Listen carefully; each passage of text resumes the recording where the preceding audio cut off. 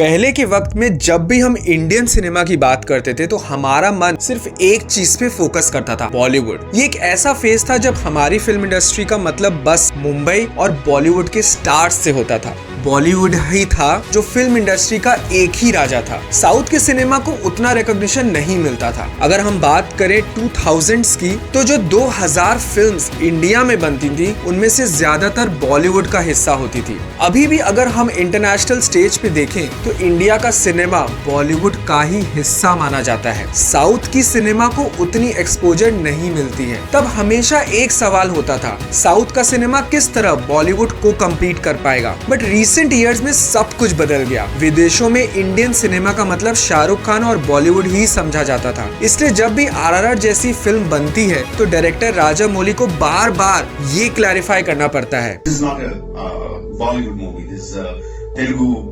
film from the south of India, where I come from. कभी south के actors Bollywood के काम करने के लिए मिन्नतें करते थे। पावर और फेम सिर्फ बॉलीवुड के पास था। लेकिन पिछले 8-10 साल में, खासकर 2015 के बाद, तेलुगु फिल्म इंडस्ट्री ने एक ऐसा गेम चेंजर किया कि आज वो पूरे इंडियन सिनेमा की पहचान बन गई और आज बॉलीवुड को भी पीछे छोड़ दिया। विद्या बालन ने अपने एक इंटरव्यू में तेलुगु इंडस्ट्री की तारीफ करते हुए ये कहा, it's my first Telugu film. बहुत ज्यादा प्रोफेशनल टीम है, बहुत अच्छे लोग हैं। सुबह 9 बजे शार्प काम शुरू हो जाता है, 6 बजे पैकअप हो जाता है। ये एक्सपीरियंस मेरे लिए बहुत अनोखा है। बाहुबली से पहले भी चिरंजीवी और बालाकृष्ण जैसे स्टार्स थे जो अपने दौर में अमिताभ बच्चन से भी ज्यादा फीस चार्ज करते थे। तो ऐसा क्या हुआ कि तेलुगु इंडस्ट्री इतनी बड़ी हो गई? आज RRR जैसी फिल्म 600 करोड़ के बजट पर बन रही है, जबकि बॉलीवुड 200-300 करोड़ खर्च करने में भी सोचता है। तेलुगु डायरेक्टर्स जैसे राजामौली और संदीप रेड्डी वांगा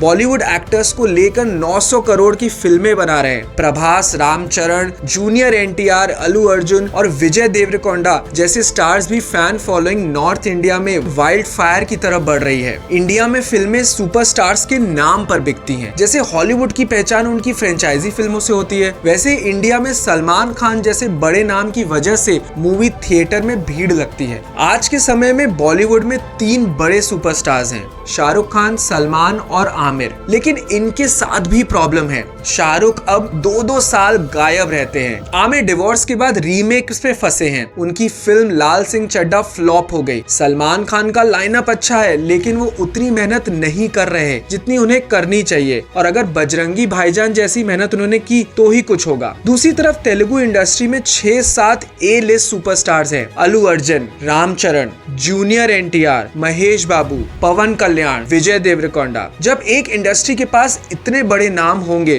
तो उसका डोमिनेशन होना तय है। तमिल सिनेमा भी बड़ा नाम है, लेकिन थला अजीत पैन इंडिया पर ज्यादा अपीलिंग नहीं है। विजय पॉलिटिक्स पर ज्यादा फोकस कर रहे हैं। रजनीकांत का स्टारडम नॉर्थ इंडिया में अब उतना स्ट्रॉन्ग नहीं रहा, इसलिए तेलुगु इंडस्ट्री का दबदबा ज्यादा है। फिर आप बोलेंगे, पर क्या सिर्फ स्टार्स ही काफी हैं? नहीं, फिल्म की क्वालिटी भी मायने रखती है। तेलुगु इंडस्ट्री में कहानियां और ग्राफिक्स पर काम किया गया। बाहुबली ने साबित कर दिया कि बड़े विजन वाली फिल्में पूरे देश में चल सकती हैं। RRR और पुष्पा ने ये दिखाया कि मसाला फिल्में भी पैन इंडिया हिट हो सकती हैं। क्वालिटी किससे आती है? डायरेक्टर से। तो चलिए तेलुगु फिल्म्स के कमाल और वर्ल्ड क्लास डायरेक्टर्स पर चर्चा करते हैं। लोग वर्ल्ड क्लास फिल्में बनाने के लिए फेमस हो रहे हैं, जैसे हमारे राजामौली जिन्होंने RRR और बाहुबली जैसी ग्रैंड मूवीज बनाई। फिल्मों के दम पर पूरी दुनिया में पहचान बनाई। बाहुबली के मेकर्स ने तो वाकई रिस्क से इश्क किया। उन्होंने 400 करोड़ का लोन लिया, वो भी 24% ब्याज पर। फिर आता है नाग अश्विन की कल्कि, जो इंडिया की पहली माइटो साइंस फिक्शनल मूवी निकली। ये मूवी सिर्फ एक फिल्म नहीं बल्कि एक बेंचमार्क की शुरुआत है। और तेलुगु सिनेमा के most brave director Sandeep Reddy Vanga को कैसे भूल सकते हैं, जिन्होंने फेक फेमिनिज्म की सच्चाई सबके सामने दिखा दी। तेलुगु इंडस्ट्री के पास ऐसे कई डायरेक्टर्स हैं जिनका वर्क लेवल इंटरनेशनल है, जैसे त्रिविक्रम श्रीनिवास, सुकुमार, शेखर कुमुला और प्रशांत वर्मा। इनमें से कुछ के स्टारडम का क्रेज इतना है कि बड़े बड़े सुपरस्टार्स भी उनके सामने फीके लगते हैं। आप बोलेंगे कैसे? तो अब अगर SS राजामौली की बात करें, ये वही शख्स हैं जिन्होंने 3 तेलुगु एक्टर्स को पैन इंडिया सुपरस्टार बना दिया। आगे वो महेश बाबू के साथ भी ऐसा ही करने वाले हैं। शॉकिंग बात ये है कि तेलुगु इंडस्ट्री इतनी पावरफुल हो गई कि बाकी इंडस्ट्रीज के डायरेक्टर्स भी इनके साथ काम करना चाहते हैं। कन्नड़ इंडस्ट्री के प्रशांत नील जो केजीएफ फेम है, अब तेलुगु सुपरस्टार्स प्रभास और एनटीआर जूनियर के साथ बड़ी फिल्में ला रहे हैं। तमिल सुपरस्टार डायरेक्टर शंकर की अगली फिल्म गेम चेंजर भी तेलुगु सुपरस्टार के साथ है। यहाँ तक कि बॉलीवुड के बड़े बड़े स्टूडियोज जैसे यशराज और धर्मा प्रोडक्शन भी तेलुगु स्टार्स के साथ ही फिल्म करने के लिए बेताब है। आज के टाइम पे तेलुगु सिनेमा बॉलीवुड के साथ इजीली कम्पीट कर रहा है, लेकिन एक वक्त ऐसा भी था जब तेलुगु सिनेमा तमिल सिनेमा के भी पीछे था। 2013 का वो आखिरी साल था जब तमिल सिनेमा तेलुगु से आगे था। उस साल तमिल इंडस्ट्री का annual box office collection 1120 crore था, जबकि तेलुगु इंडस्ट्री का सिर्फ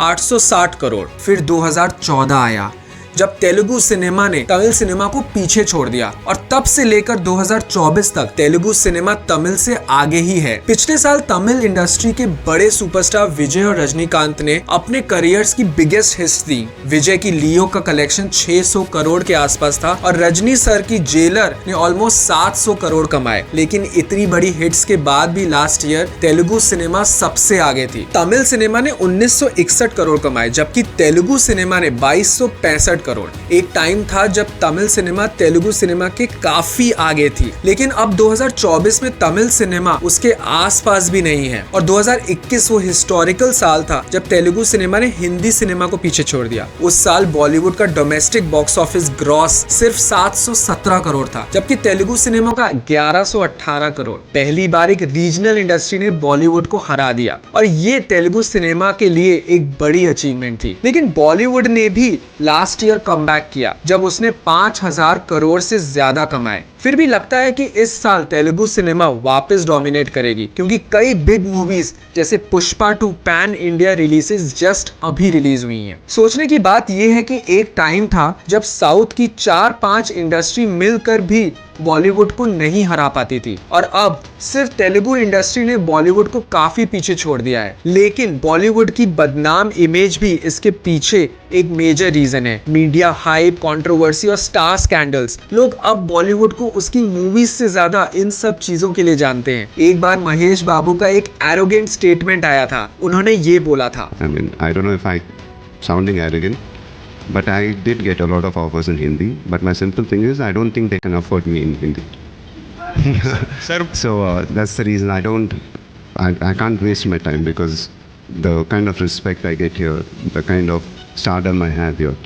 So I've never really thought of going, leaving my industry and going to another industry. ये डायलॉग बॉलीवुड इंडस्ट्री के ऊपर काफी हैवी पड़ा था। अब बात करें तेलुगु सिनेमा के सक्सेस की वजह की, तो एक बड़ा रीजन है यूनिटी। बॉलीवुड में जो यूनिटी काफी कम हो गई है, वो तेलुगु इंडस्ट्री में बहुत है। तेलुगु एक्टर्स और फिल्म मेकर्स एक दूसरे की मूवी सपोर्ट करते हैं और दूसरी इंडस्ट्रीज को भी अप्रिशिएट करते हैं। जब पठान, जवान और एनिमल रिलीज हुई तो तेलुगु स्टार्स ने ओपनली उन्हें अप्रिशिएट किया। ये इंडस्ट्री एक दूसरे को अपलिफ्ट करने में बिलीव करती है। लेकिन बॉलीवुड के स्टार्स, स्पेशली न्यू जनरेशन, काफी इनसिक्योर है। रणवीर सिंह ने भी बोला था कि बॉलीवुड में यूनिटी वैसी नहीं रही जैसे पहले होती थी। एक दूसरे से कंपैरिजन करते हैं और सक्सेस को लेके इनसिक्योर होते हैं। इसी इनसिक्योरिटी के ऑपोजिट तेलुगु इंडस्ट्री में हर एक्टर, डायरेक्टर और टेक्नीशियन एक कम्युनिटी की तरह काम करते हैं, और इसी वजह से तेलुगु सिनेमा एक अलग लेवल अचीव किया है। अगर सारी इंडियन इंडस्ट्रीज क्रिएटिवली कोलैबोरेट करें, नए राइटर्स और डायरेक्टर्स को चांस मिले, तो हम एक यूनाइटेड इंडियन सिनेमा देख सकते हैं। कंपटीशन की वजह से आज तेलुगु, तमिल और मलयालम मूवीज भी बॉलीवुड के बराबर आ रही हैं। तो ये बात क्लियर है कि इंडियन सिनेमा एक ग्लोबल आइडेंटिटी बन सकता है, लेकिन इंटरनली हर रीजनल इंडस्ट्री की अपनी यूनिक आइडेंटिटी हमेशा रहेगी। आपको क्या लगता है, क्या बॉलीवुड रिवाइव कर पाएगा? कमेंट्स करके जरूर बताना। एंड अर्थात बाय जय को जरूर सब्सक्राइब करिएगा। Thank you and have a great day.